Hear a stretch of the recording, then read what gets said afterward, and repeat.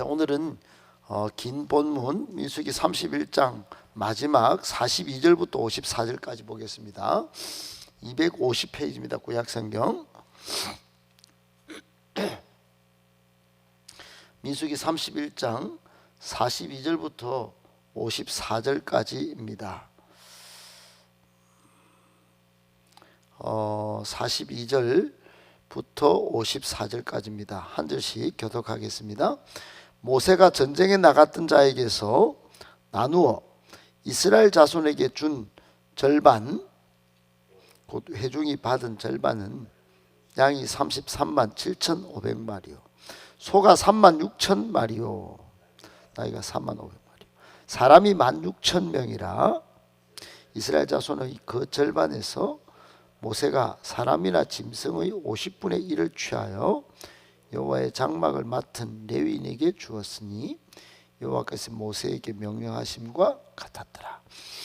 군대의 지휘관들 곧 천부장과 백부장들이 모세에게 나와서 모세에게 말하되 당신의 종들이 이끈 군인을 계수한즉 우리 중 한 사람도 충나지 아니하였기로 우리 각 사람이 받은 바 금패물 곧 발목걸이, 손목걸이, 인장반지, 귀고리, 목걸이들을 여호와께 헌금으로 우리의 생명을 위하여 여호와 앞에 속죄하려고 가져왔나이다.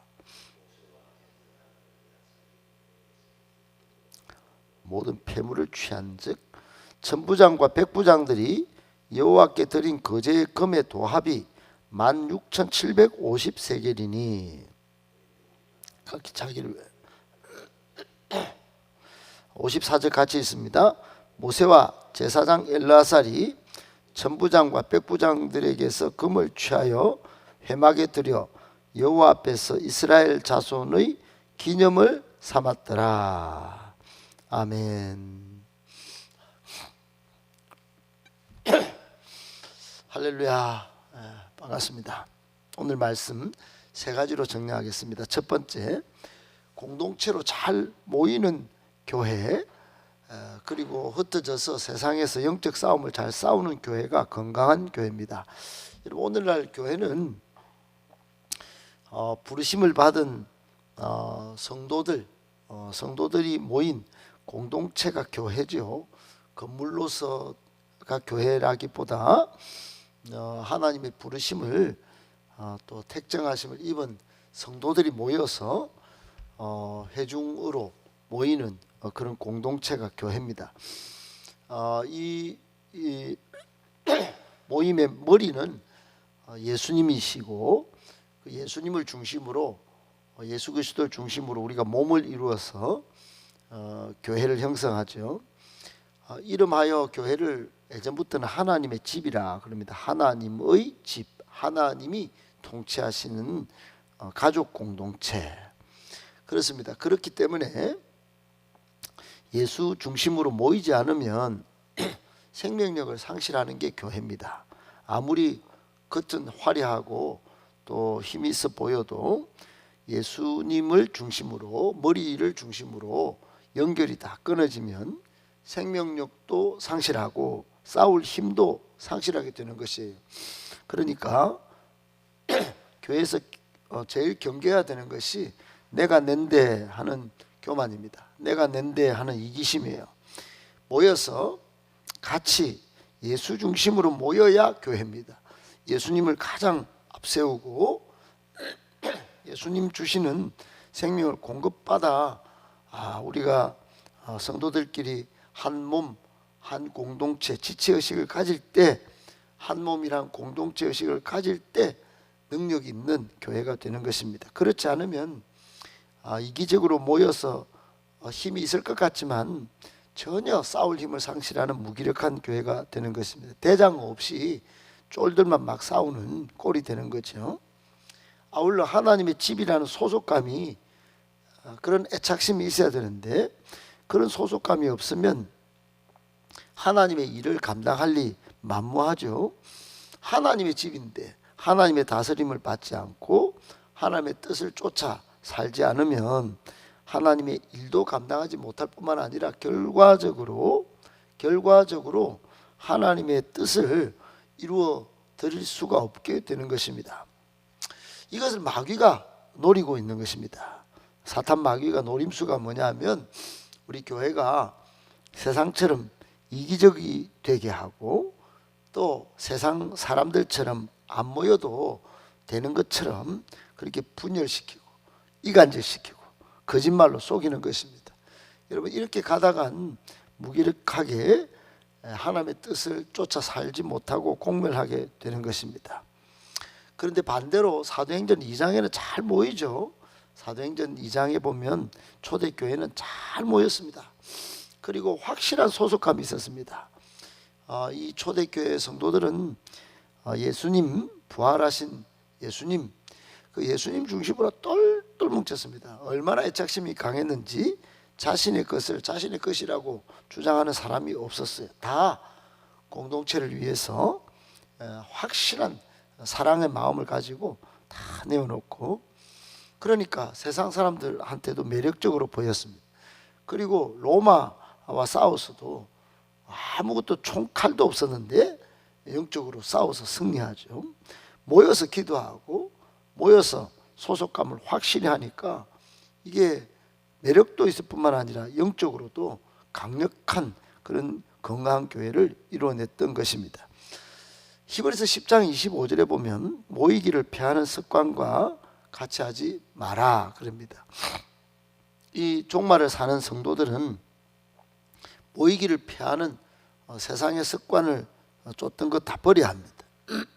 그런 습관에서 깨어 모이기를 힘써야 하고, 오직 권하여 그날이 가까이 올수록 가까움을 볼수록 더욱 그리하자. 그래서 더욱 그리하자, 더 모이라는 겁니다. 더 모이라, 더 잘 모이고 더 잘 흩어져서 영적 싸움을 잘 싸우고, 이게 종말을 준비하는 교회의 모습이다 하는 거 꼭 기억하고, 모이기를 피하는 어떤 습관들 우리 교회는 절대로 있으면 안 됩니다. 더 모이고 더 강력한 영적 전투력을 가져야 합니다. 꼭 기억하고 이런 교회를 위해서 더 기도하시고 더 힘써 주시기를 예수님의 이름으로 축복합니다. 아멘. 두 번째, 영적 전쟁을 수행하려면 강력하게 무장되어야 합니다. 여러분, 영적 전쟁을 하는데 교회는 영적 전쟁을 수행하는 기관이에요. 어쩔 수 없이 영적 전쟁을 수행하는 그런 곳이 교회입니다. 그런데 교회가 무장을 못하고 무기력하게 있다, 굉장히 이게 마귀의 밥이 되기 딱 좋죠. 최근에 우리나라에는 한 3건의 군인과 관련된 3건이 연달아 지금 일어나고 있습니다. 하나는 대민작전을 수행하는 중에 최상병이라고 하는 이 상병 사망 사건으로 지금 정권이 휘청거릴 정도가 돼 있죠. 또 하나는 최근에 훈련 중에 수류탄이 폭발해 가지고 한 명이 죽고 또 부상한 사건이 있었습니다. 또 하나는 최근에 또 큰 사건화가 되고 있는데, 훈련 중에 좀 명령을 안 듣는다 해서 완전 군장을 시켜서 얼차를 주고 군기 교육을 시키다가 또 죽은 사건이 있었습니다. 여러분, 사실 이게 안타까운 일이지만은, 그러나 그럼에도 불구하고 우리가 생각해 볼 점이 있습니다. 군인은 어떻게 해야 되는가? 군인은 강력하게 무장되어야 합니다. 뭔가 흐트러졌기 때문에 뭔가 발생한 사건일 수도 있고, 이게 그냥 그대로 용인될 경우에 나라의 안위도 걱정해 볼 만한 그런 사건이라고 저는 보고 있습니다. 왜 그러냐 하면, 군인이 강력하게 무장되어 있지 않을 때 유사시, 즉 전쟁이 날 경우에는 강력 무장이 되어 있지 않으면 자신도 보호하기 어렵습니다. 아울러 더 나아가서 공동체도 보호하기 어렵게 되는 것이죠. 여러분, 오늘 본문에 그것을 잘 보여주는 한 장면이 있습니다. 42절에 보면 모세가 전쟁에 나갔던 자에게서 이제 전리품을 모아가지고 나누어 줍니다.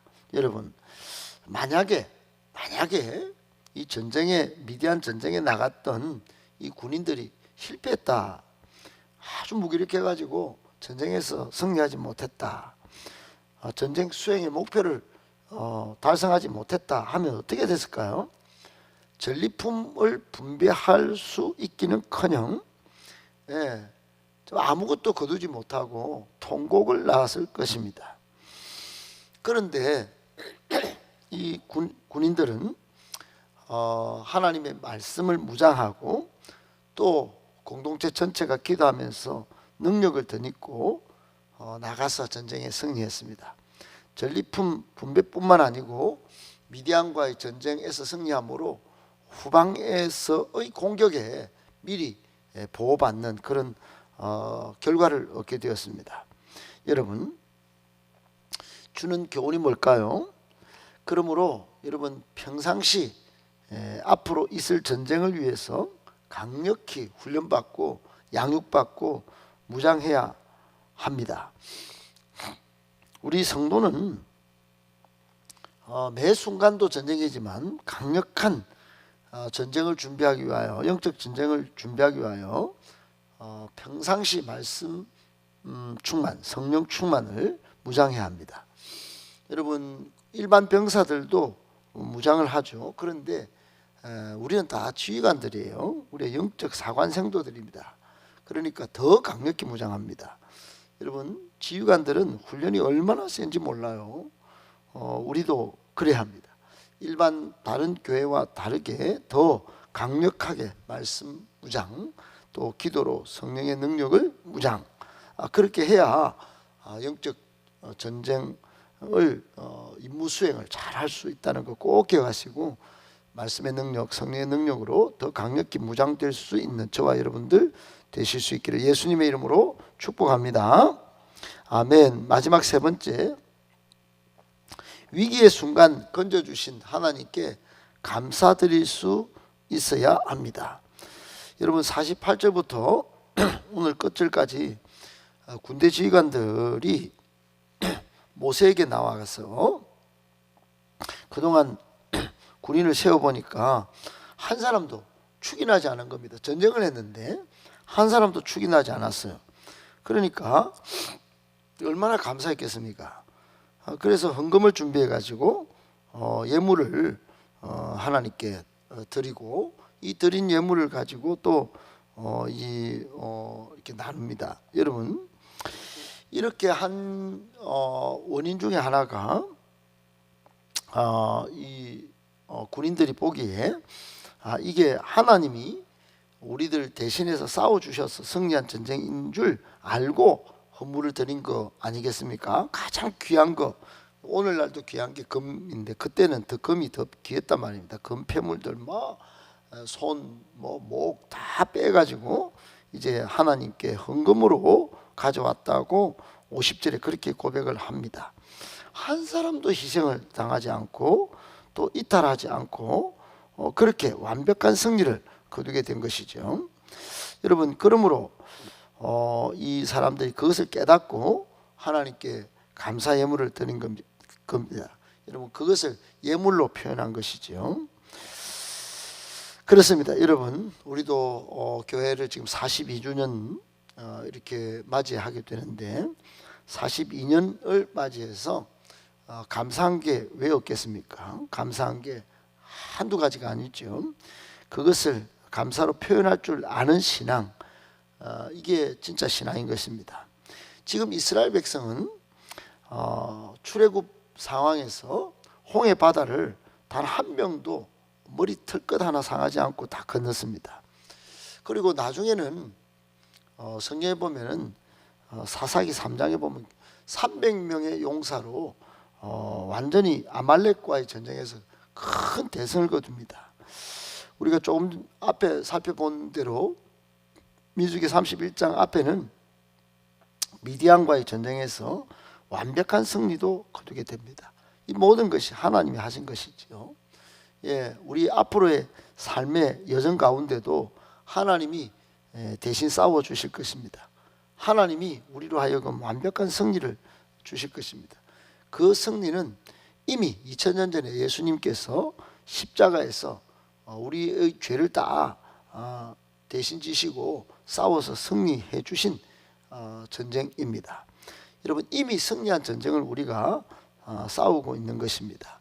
그러므로 예수 그리스도의 승리가, 십자가의 승리가 우리의 승리라는 것, 또 우리의 삶의 여정 가운데 찾아오는 하나하나의 위기와 위험의 순간에서 하나님이 반드시 건져주실 것이라는 것 때문에 항상 감사할 수 있는 저와 여러분들 되었으면 참 좋겠습니다. 감사신앙이 신앙의 최고봉의 신앙입니다. 감사할 줄 아는 신앙, 지금 눈에 보여서 감사거리가 있을 때만 감사할 것이 아니고 앞으로도 승리를 주실 하나님을 미리 감사할 줄 아는 단계까지 나갈 때 최고의 신앙이 될 것입니다. 꼭 기억하고 감사하는 저와 여러분들 다 되실 수 있기를 예수님의 이름으로 축복합니다.